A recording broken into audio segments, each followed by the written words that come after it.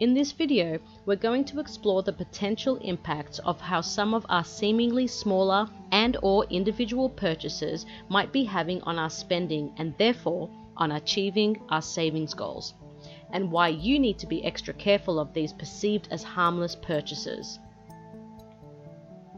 I'll also share a simple trick that I use which helps me quickly identify if a small regular purchase is costing me a lot over time so that I can decide how it fits in with my financial goals.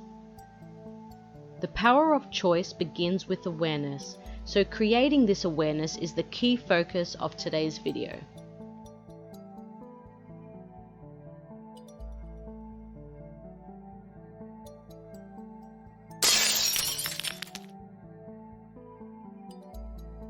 The purchases I'm talking about today can be categorized into two groups. Group 1, your small regular purchases. Group 2, your small to medium individual purchases. For everyone, these will be different and may fall in either one of the two groups. Purchases within these groups could include but are not limited to takeaway coffees, takeaway lunches, a piece of clothing or accessory, homeware, perfume, aftershave, alcohol, Netflix, dinners, the list goes on.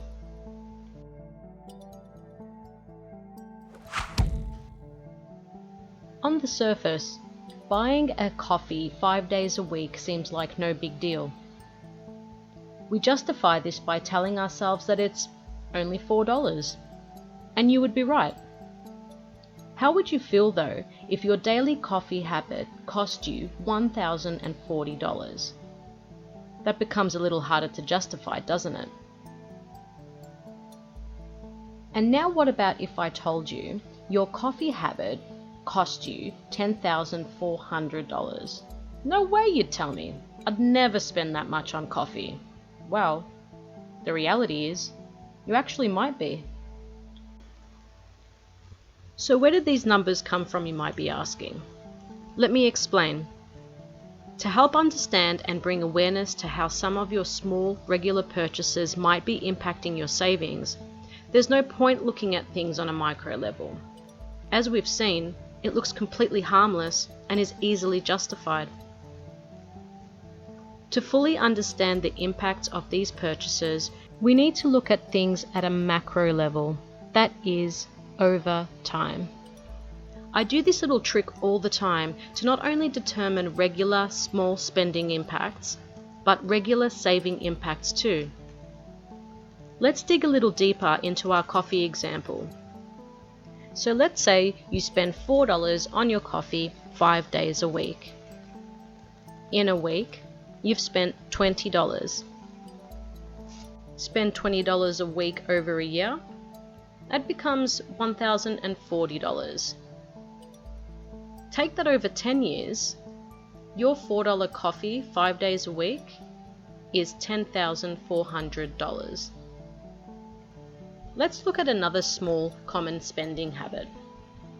You might buy lunch out 4 times a week, which costs you approximately, let's say $14 each meal.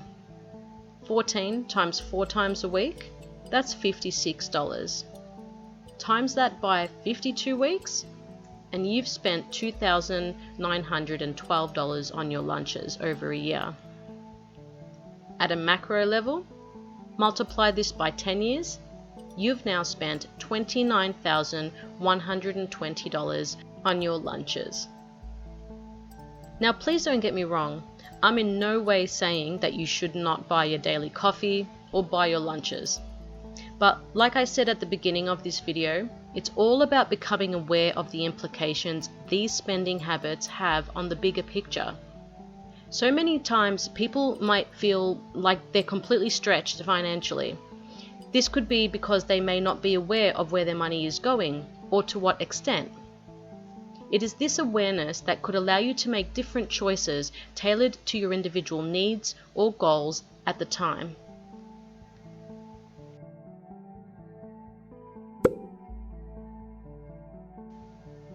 One-off purchases on their own might not seem like they'll have a significant impact on your spending and ability to save. So what gives? Here's what. Like we noticed in the $4 coffee example in part 1, it's interesting how we justify certain things. Just like our daily coffee was only $4, this small purchase was, well, a one-off. But was it? The danger here lies when these one-off justifications are made multiple times. Have a think about your purchases over the last month. How many one-offs did you actually make? If not many, great. If you noticed a few more, is this what you expected? Very quickly, a $50 one-off purchase will be followed by a $70 one-off purchase, and a $20 one after that, and then another $50. Because these one-off purchases likely offer value in different ways, all of them feel equally needed and equally justified and perceived as one-offs.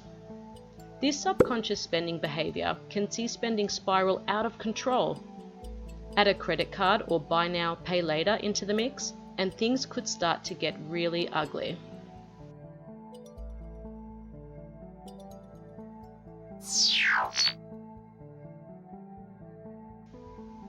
We can't change what we don't know, and that's where awareness becomes so important. Advice to track your expenses over a period of time is advice given often as a first step to improving your financial situation.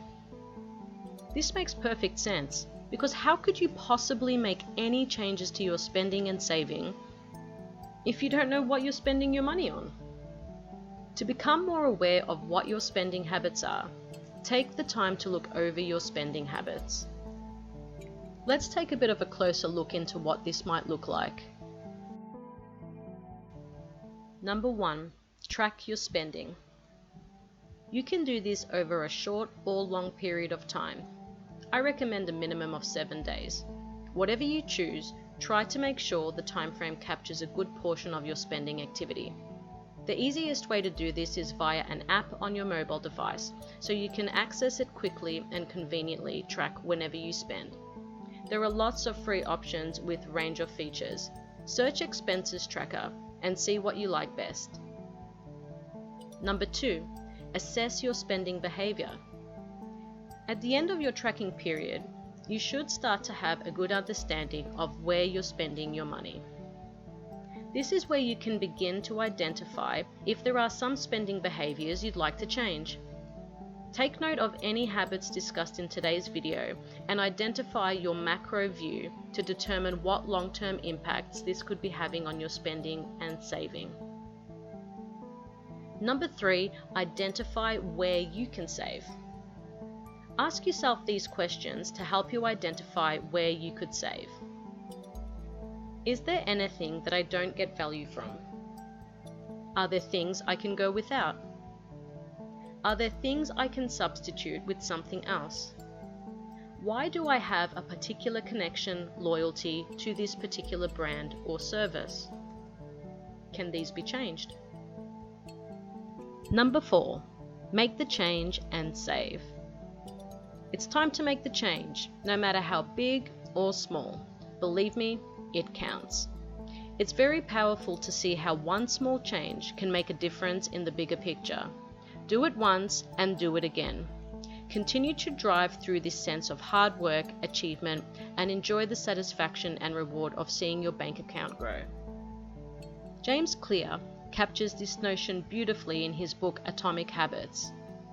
Here's one of many beautiful quotes from his book. All big things come from small beginnings. The seed of every habit is a single, tiny decision. But as that decision is repeated, a habit sprouts and grows stronger. Roots entrench themselves and branches grow. The task of breaking a bad habit is like uprooting a powerful oak within us. And the task of building a good habit is like cultivating a delicate flower one day at a time. Thanks for watching, everybody. I hope you enjoyed today's video and that perhaps it brought a different perspective towards the way you think about your small or regular spending habits. I'd just like to remind everyone that nothing seen or heard in any of the videos I make are financial advice. You can see my full disclosure in the description below. If you like this video and wish to support the channel so that I can make more videos, please consider hitting the like button and subscribing to the channel. I hope you have a great day and happy saving!